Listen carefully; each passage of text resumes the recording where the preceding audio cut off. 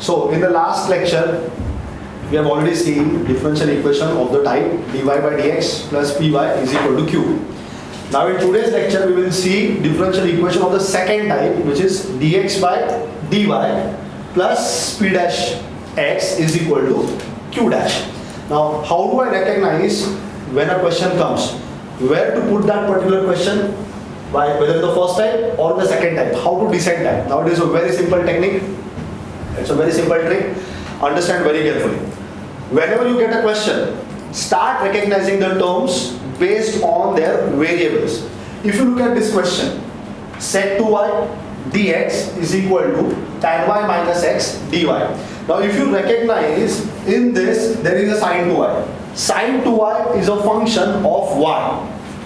Similarly, tan y is also a function of y. And there is a single variable x present in the equation. This single variable x that is present in the equation resembles, or it tells us that the question belongs to dx by dy plus p dash x is equal to q dash. If you look at the structure of this equation, dx by dy is your differential coefficient. P dash and q dash are both functions of y and a single variable x is present. That is how I can recognize that the given question belongs to the second type of differential equation. So that's a very simple trick that you should be always remembering. Identify which single variable is present. If the single variable is y and there are a lot of functions of x, the differential equation will be of the first type, and if there is a single variable x with lot of functions of y, then the differential equation will be of the second type. So this particular differential equation falls into the second type because there is a single variable x present. So I'm going to rearrange the differential equation in the form of dx upon dy. So dx, get this dy in the denominator here. Dx upon dy also is a standalone term. It is an isolated term. It is not accompanied by any coefficient. So dx by dy should be alone. So when you write dy in the denominator here, you also have to remove sin 2y from the left hand side. So I'm going to divide this entire equation by sin 2y also. That means now after rearrangement, the equation should look like dx by dy. So dx by dy.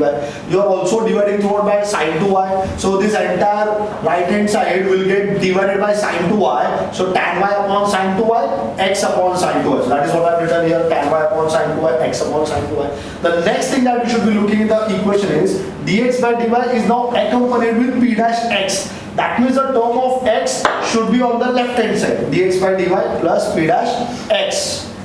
So there is x term over here, minus of x upon sin 2y. Take this term on the left hand side. So I can write dx by dy plus 1 upon sin 2y and x. Now 1 upon sin, we all know it is cosec. So I have written cosec 2y into x is equal to tan is sin upon cos. Sin 2y, the basic trigonometric formula, 2 sin y cos y, that is also written here, 2 sin y cos y, tan y is written sin y upon cos y, so cos and cos, sin and sin is going to get cancelled, cos and cos become cos square y, cos square y will still stay in the denominator, so 1 upon cos square y can also be written as x square y.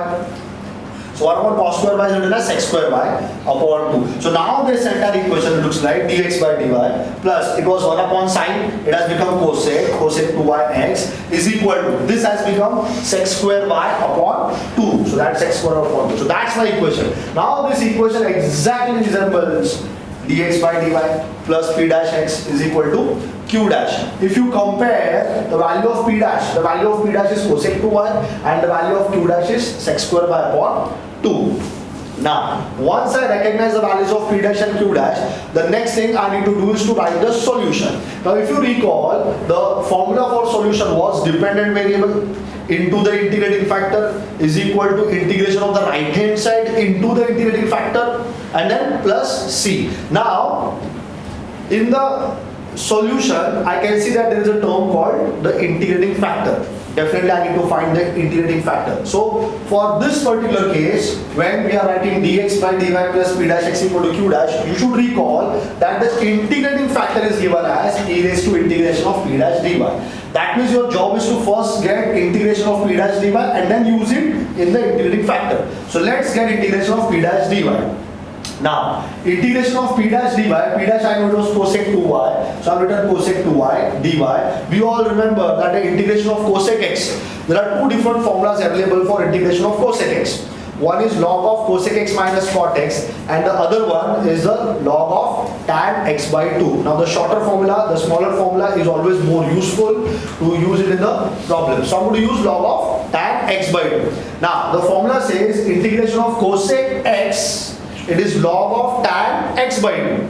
Here it is cosec 2y, so it becomes log of tan 2y upon 2. Log of tan 2y upon 2. But you should never ever forget to divide the entire answer by the coefficient of x. In this case, the coefficient of y. So the entire answer should get divided by the coefficient of y, which is 2. So I have divided the entire answer by 2. Obviously 2 and 2 cancels. You get half of log of tan y. We all know one basic rule of logarithms, log of a raised to n is m log a, so m goes to the power, so half is taken to the power, log of tan y raised to half, and raised to half is basically root, so log of root of tan y. So that's my integration of p dash dy. This integration of p dash dy I am going to use to write the integrating factor. The formula for integrating factor was e raised to integration of p dash dy. So if is equal to e raised to integration of p dash dy.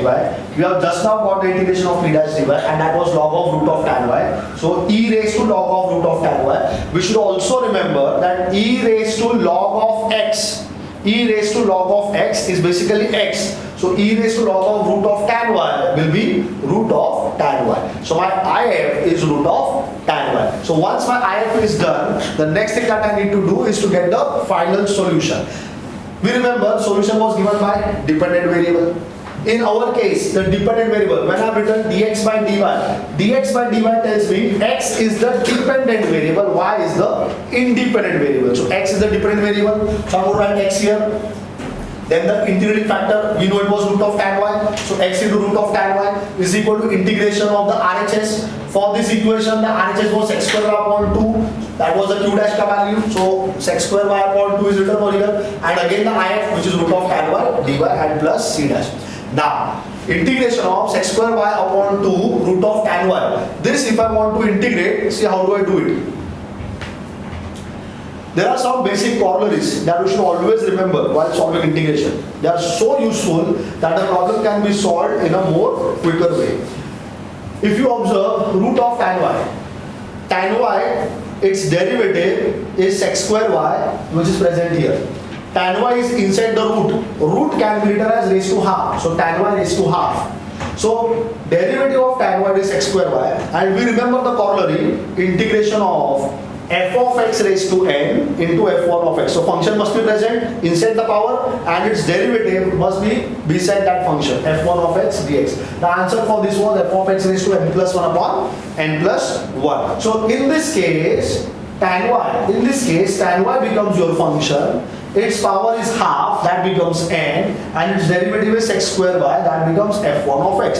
It exactly resembles the corollary. The constant half is taken outside the integration. So 1 by 2 is taken outside the integration. So now I can observe this f of x raised to n, f1 of x dx. The only case is the variable here is y. So that does not change the formula.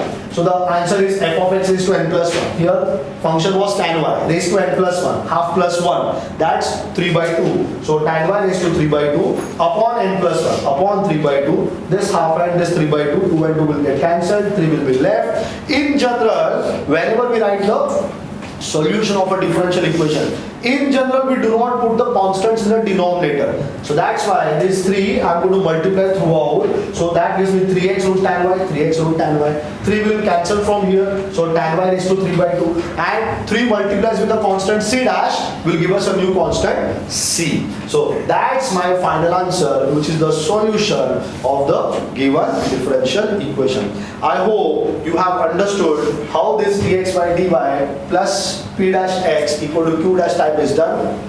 Do it very carefully. Thank you very much.